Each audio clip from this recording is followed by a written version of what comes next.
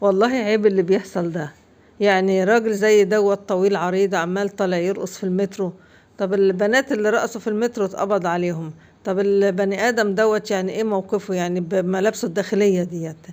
يعني مش فاهمة، يعني فرض على الناس قاعدة يعني تبص وساكتة، مش قادرين يتكلموا. طبعا في ناس بيقولك ازاي سابوه، يعني سابوه يعملوا ايه؟ يكلموه بقى ما ينوبهم غير قلة الأدب. ما احنا عارفين طبعا. هتقول للواحد ايه اللي بتعمله ده يا كابتن؟ يقولك مالكش دعوة، خليك في حالك.